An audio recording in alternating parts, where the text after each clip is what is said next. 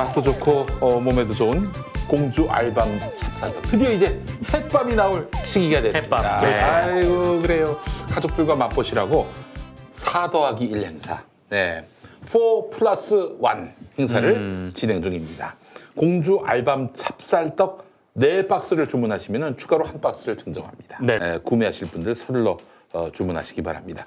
공주 알밤 찹쌀떡은 말 그대로 공주 알밤 하나가 통째로 들어간 떡입니다. 진짜 맞아요. 밤 하나가 통째로 있어요. 그래요. 네.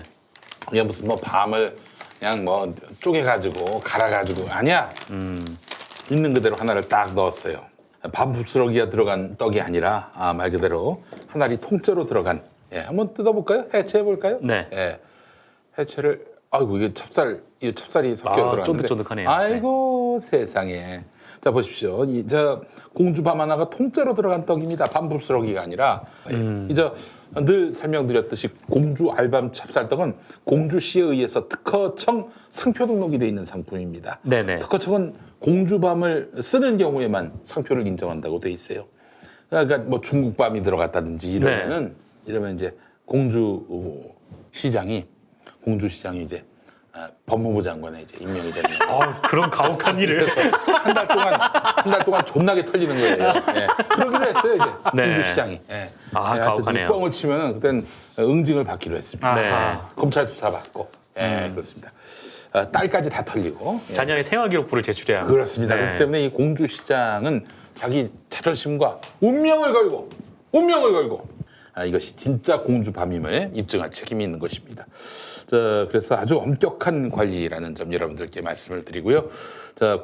공주 알밤 찹쌀떡에는 여타 중국밤이 아닌 진짜 공주밤이 들어가 있습니다. 네. 보존료, 합성 착색료 이따위 거 없습니다. 네, 이 오직 찹쌀과 공주밤 그리고 팥 앙금만 만들었습니다. 이 제작에 SBS가 후원하고 있어요. 네. 자, 얼려서 앙금으로. 네, 앙금으로. 앙금을 후원하고 네, 있으니까. 얼려서 찹쌀 아이스로 드셔도 좋고 식사 대용 간편식으로도 좋습니다. 예, 찹쌀떡의 맛도 챙기고 하루 하나씩 공주밤의 영양도 챙기시기 바라겠습니다. 참고로 공주 알밤 찹쌀떡을 보관하실 땐 냉동 보관하세요. 냉동 보관한 후에 딱딱하게 굳으면 어떡하냐? 자연 해동됩니다. 네. 뭐 처음 샀을 때하고 똑같은 그 상태로 돌아가요. 자, 먹어봅시다.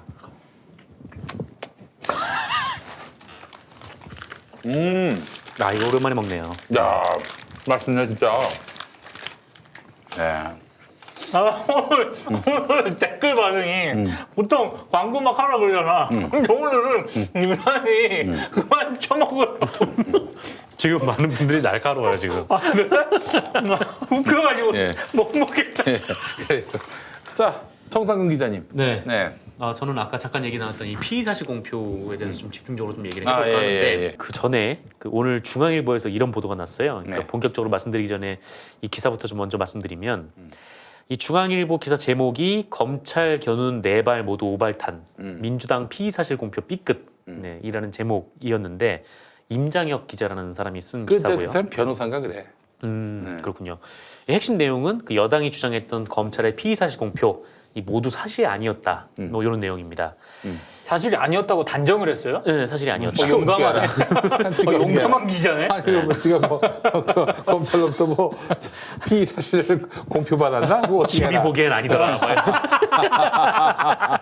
일단 그 검찰이 피의 사실을 공표한 것이 아닌 뭐 다른 곳에서 나온 건 정보라는 건데 그 4가지 예가 이래요. 그러니까 첫 번째는 이제 노환중 문건. 그러니까 TV조선이 이 노환중 부산 의료원장 집무실 컴퓨터에서 이 대통령 주치 선정에 깊은 역할을 했다.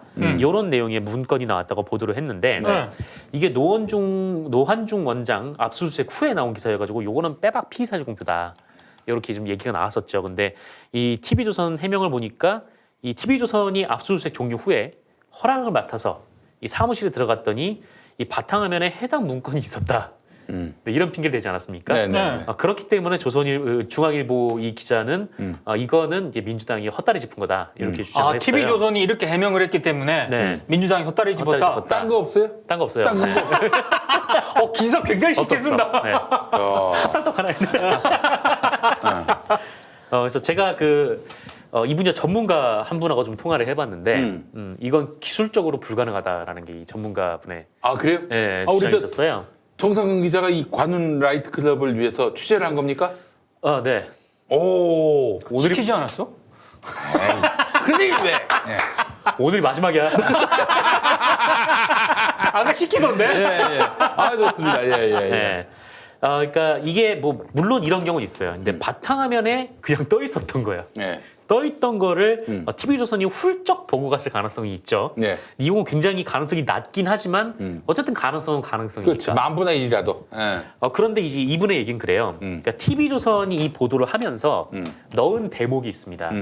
그러니까 검찰은 이날 오전에 이 부산 의료원장 집무실을 압수수색하던 중에 노 원장, 그러니까 노환중 원장의 이 데스크톱 컴퓨터에서 이메일과 문서 등을 확보했다.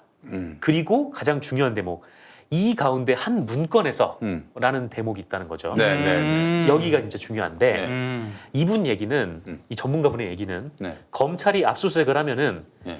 피의자한테 그러니까 피의자라기보다는 어쨌든 그 압수수색을 당한 사람한테 그렇지. 그 사람한테 압수수색을 뭘 해갔는지 목록을 준다라는 거예요. 그렇지. 아, 그게 그렇지. 영장이에요. 그게 영장이야. 네. 그렇지. 그 목록을 주는데 네. 이 압수수색 뭘 압수해갔는지 뭐 디지털 증거도 이제 마찬가지라는 건데 음.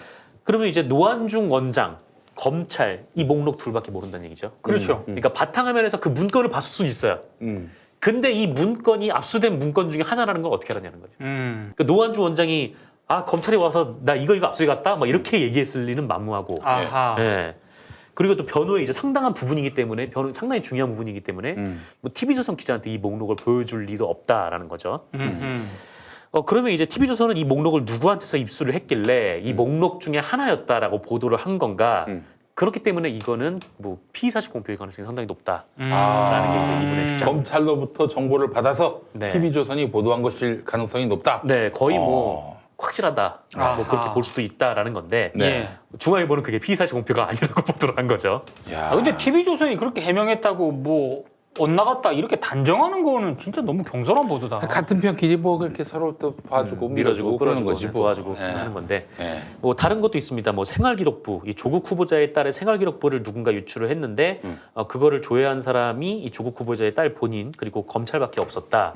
뭐 이런 얘기가 나왔는데 뭐 그거는 이제 서울시 교육청에서 조사를 해보니까 뭐 한영외고 교직원이 또 조회를 해봤다고 하니까 또 서울시 교육청이 뭐 딱히 거짓말을 할 이유가 없어 보이긴 하니까 그치. 좀 이거 넘어가긴 해도 근데 이제 중요한 건 뭐냐면은 그 한영 외고 관계자가 교직원. 주광덕한테 줬느냐. 네 이건 또 다른 문제야. 그건 다른 문제죠. 그러니까 열람을 했고 예. 그 열람을 다른 몇몇 그 교직원하고 공유를 했다는 거 아닙니까? 그 사람들이 주광덕한테 제보를 한 건지 그건 모르는 거죠. 아니면 검찰이 주광덕한테 줬는지 그럼 또 그건 몰라요. 주광덕 검찰 전혀, 출신이에요. 다른 얘기죠. 네. 그러니까 요거는 이제 세모 정도로 표시를 하고 네. 네. 이 세 번째는 이제 김진태가 했던 피의사실 공표. 그러니까 조국 후보자의 딸이 2007년에 장영표 단국대 교수에게 보낸 논문 초안의 파일이 문서 생성자 그리고 마지막으로 저장한 사람이 조국으로 기록돼 있다는 거죠. 서울대학교 법과대학 네. 조국. 그러니까 백혜련 의원이 이거를 두고 이 후보자 집에 있던 컴퓨터에서 나온 자료인데 이 수사기관이 아니고는 절대 나올 수 없다 이렇게 지적을 했고 뭐 실제로 자유한국당 김진태 의원이 이걸 포렌식 자료다 이렇게 주장을 했다라는 거죠. 포렌식을 저기 개인이 하진 않잖아요. 그러니까 제가 이 전문가분한테 물어봤는데 네. 이 포렌식이라는 게 뭐 이제 뭐 어떤 파일에 대해서 복구 뭐 이런 뿐만 아니라 디지털 수사를 전반적으로 하는 거를 포렌식이라고 하더라고요. 수사 용어예요? 네, 그러니까 뭐 디지털 관련된 뭐 이 전반적인 이렇게 조사 이런 거를 이제 포렌식이라고 하는데 네.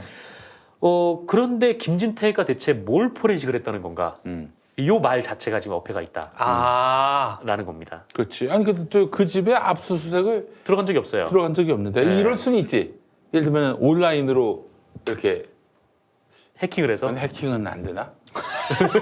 아니 수사하는데 뭐 해킹이 뭐 다 할 수 있지 뭐 들여다볼 수도 있지 않나? 뭐 어떤 기술적인 방법을 썼는지 모르겠는데 어쨌든 김진태는 이거를 포렌식할 수가 없다라는 게 아니 이제 그 그 김진태가 분의 그때 말씀이시죠. 저 질의할 때 내가 봤는데 검찰이 다 포렌식을 했다. 그런 얘기를 했어. 검찰이라는 표현이 들어갔어. 네. 아하. 그 검찰은 대체 어디서 이거를 남기냐? 아하. 이 부분은 또 남아 있는 거죠. 네. 뭐 마지막은 이제 박지원 의원 표창 관련 사진인데 이거는 뭐 검찰이 낚인 거라는 중론이 보여지고 그러니까 있고요. 이제 내가 알고 있기는 이거예요. 그 박지원 의원이 그 칼라 4번을 갖고 있어. 맞아요. 네, 휴대전화에 저장이 돼 있는데 네. 근데 검찰이 갖고 있는 건 흑백 4번이야. 네. 네. 근데 나중에 SBS 보도에 따르면은 그 직인이 그 컴퓨터에 나왔다는 거죠. 그 정경심 교수 정경심 컴퓨터에서 나왔다는 건데. 네. 근데 그 박지원 의원이 갖고 있는 게 원본이 맞다라고 또 저기 검찰이 얘기를 합니다. 근데 그 박지원 의원 갖고 있는 거 보니까 인주로 찍은 거야. 네. 어디 저 인터넷에 파일로 해가지고 덮어 쓴 게 아니라 인주로 인주죠. 찍은 거야. 예. 또 저 뉴스공장 보니까 계속 인주로만 작업했다라고 이렇게 얘기를 했고. 네. 그렇다면은 인주로 했다면은 무슨 그 컴퓨터 안에 도장 파일이 나오거나 말거나 그게 무슨 상관이에요? 근데 다른 걸 다 상관없는 떠나서 거죠. 저는 네. 그걸 딱 그 박지원 의원이 그 핸드폰으로 보여준 거하고 검찰이 음, 딱 나오는 반응을 보면서 음, 아니 그러면 검찰은 음. 원본 확보도 안 하고 지금 사본 가지고 사문서 위조. 네. 불구속 기소를 했다는 그렇죠. 건데 음. 아니 이런 어수룩한 수사가 어딨어? 아, 지금 방금 전에 어떤 분이 이거 올리셨는데 그 저기 따님이 썼던 논문, 이게 장영표 교수한테 간 논문, 요 파일이 예. 그 사실은 그 조국 후보자 컴퓨터, 집에 있는 컴퓨터에서 가져와야만 그 사실은 확보할 수 있는 파일이다.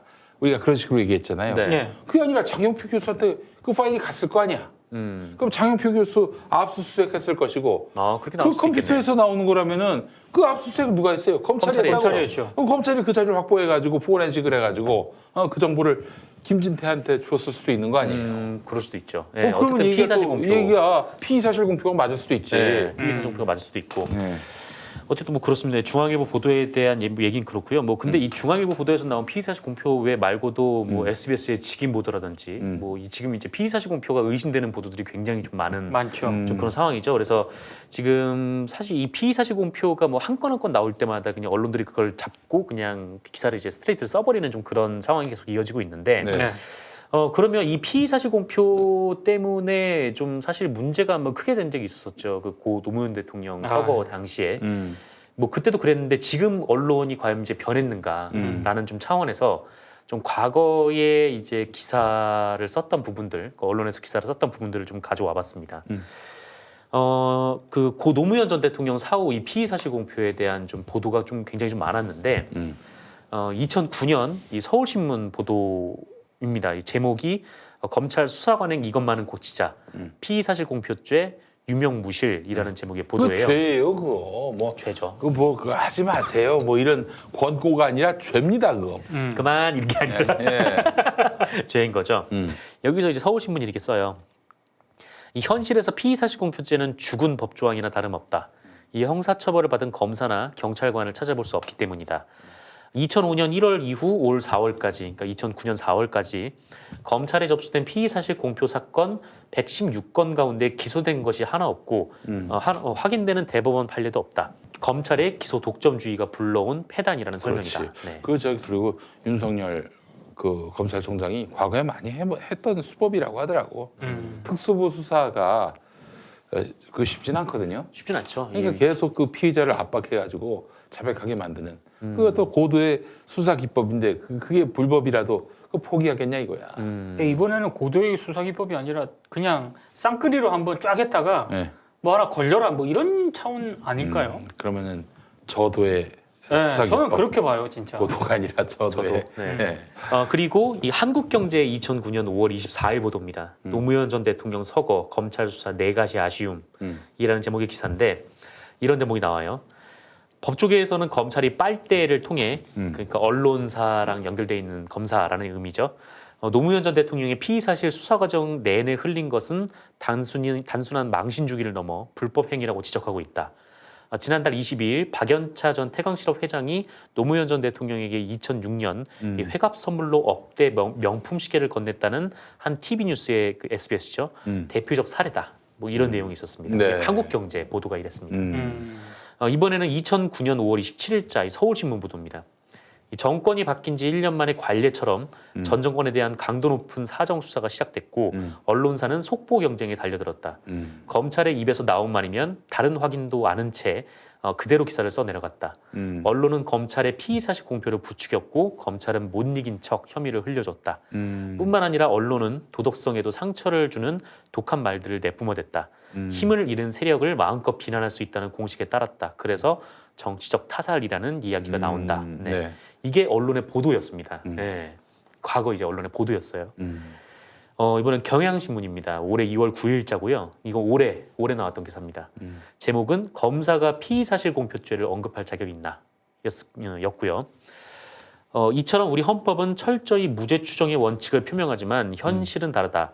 이 검찰의 피의 사실 공표로 피고인이 법정에 들어서기 전 이미 여론 재판을 통해 유죄 판결을 받는 경우가 많다. 익명을 요구한 검사 출신 한 변호사는 현재 진행되고 있는 사법농단 관련 각종 혐의 보도 역시 유무죄 여부를 떠나 검찰의 흘리기와 언론의 받아쓰기가 만들어낸 학작품이다라고 지적했다. 이번에 동아일보 보도입니다. 2017년 11월 7일자 보도인데요. 수사받던 현직 검사 투신의 검당옥 일각선 수사팀 책임론이라는 제목이에요. 이 변창훈 검사라는 그 서울고검사가 그 자살을 한 일이 있었어요. 2017년에. 네네. 그때 2013년 국가정보원 댓글 수사 사건을 방해한 혐의로 구속 위기에 몰리자 이게 극단적인 선택을 했는데 그 변창훈 검사의 사망에 대해서 동아일보가 이렇게 보도를 합니다. 검찰 내부에서는 수사팀 책임론이 제기가 됐다. 댓글 사건 수사방해 의혹 수사는 앞서 구속된 한 국정원 간부의 폭로로 시작됐다. 당초 대검찰청 수뇌부는 보고를 받고 수사방해 의혹은 사건의 격가지이므로 나중에 천천히 수사라는 의견을 냈지만 서울중앙지검은 국정원 내부에서 말을 맞추고 증거를 없앨 수 있다며 수사를 밀어붙였다고 한다. 수사팀이 변 검사 등 현직 검찰 간부들을 조사하면서 소환 시간은 사전에 공개하고 또 민감한 피의 사실을 언론에 누설한 데 대해서도 비판의 목소리가 나왔다. 네, 이런 내용입니다. 네. 마지막으로 이제 조선일보 사설인데요. 이 국회의장의 고언이라는 제목의 사설이에요. 정세균 국회의장이 이명박 전 대통령 관련해서 이 수사 당시에 피의 사실이 계속 공표되는 좋지 않은 관행은 언제 정상화될지 모르겠다라는 발언을 했는데 조선일보가 이 얘기를 좀 높게 평가를 하면서 이제 그걸 이제 고언이라고 평가를 했습니다. 그러니까 지들이 그 불리한 상황과 관련해서는 피의 사실 공표하지 말라. 뭐 이러고 지들이 유리할 것 같으니까 마구잡이로 피의 사실 공표를 또 검찰에 그런 피의 사실을 받아가지고 보도하고 이런 이중적인 태도를 취한다는 얘기 아닙니까? 그렇죠. 그리고 뭐 그것뿐만 아니더라도 언론에서 이미 피의 사실 공표가 뭐 어떤 효과가 있고 또 어떤 사태가 벌어졌으며 또 이것이 어떻게 안 좋은가에 대해서 이미 잘 알고 있다라는 증거가 되는 거죠. 그럼에도 불구하고 지금 이제 피의 사실 공표가 이른바 속보 경쟁이라는 이름으로 계속해서 나오고 있는 상황인 거고 네. 이 박성호 MBC 현재 이제 워싱턴 특파원 네. 이시죠. MBC 뉴스에서 앵커 하셨던 분. 네, 앵커 하셨던 분인데 이분이 쓴 석사 논문은 아니고 그냥 논문이 있어요. 네. 그 논문인데 2000년부터 2014년까지 이 14년간 지상파 3사의 메인 뉴스에 등장한 법조 뉴스, 그러니까 이 710건을 이제 여러 가지 그 평가 척도로 나눠서 이거를 조사를 한 그런 내용이었습니다. 이 논문에 따르면 그 2016년에 정철웅 기자가 쓴 기사인데 이 토대 정보가 확실하지 않은 수로, 그러니까 알려졌습니다. 뭐뭐로 점쳐집니다. 이런 정보 이런 것이 없는 그러니까 확실한 기사가 64.4%밖에 안 돼요. 아하. 그 말은 36% 가량이 확실치가 않은 기사가 검찰을 통해서 흘러나왔다라는 네. 거죠.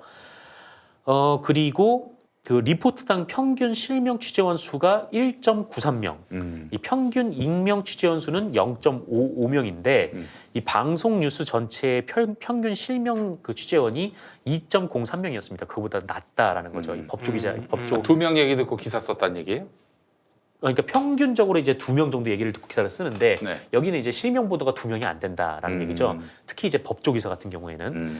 그러니까 이제 말하자면 검사가 네. 남몰래 야, 내 이름 보도하지 마. 네. 슬쩍 내가 정보 알려줄 테니까 그걸로 기사 써. 그래서 이제 익명 취재원 수가 오히려 상대적으로 다른 그 보도보다 좀 높다라는 의미가 됩니다. 그리고 이제 취재원 대부분을 법조 관계자, 그러니까 특히 검찰에 의존하고 있었고 그 이벤트 중심 보도, 그러니까 제가 아까 말씀드렸던 일종의 스트레이트, 그냥 검찰에서 건건이 나오면 그거를 그냥 쓰는 보도가 93.2%나 됐다라고 합니다. 그러니까 분석, 뭐 중심 보도는 한 6.8%밖에 안 됐다라고 하고요. 그러니까 언론사가 이 피의 사실 공표에 대한 문제점을 다 알고 있고 어떤 일이 벌어졌는지 알고 있음에도 불구하고 이게 개선이 되지 않고 있다는 거죠. 그리고 나중에 이제 돌아봐서 이게 정말 문제가 있다 싶으면 그때 또 반성을 하고, 근데 또 이게 고쳐지지 않고 이런 것들이 계속 이제 반복이 되고 있다는 거죠. 뭐 한편에서는 뭐 물론 뭐 뭐 박근혜 때나 뭐 이명박 때 피의 사실 공표가 뭐 여전하지 않았냐라고 이제 지적을 하고 뭐 그때는 왜 이런 얘기를 안 했냐라고 하시는 분들이 있을지 모르겠지만 뭐 어쨌든 피의 사실 공표라는 게 좀 굉장히 좀 중요한 부분이고. 예, 반성합니다.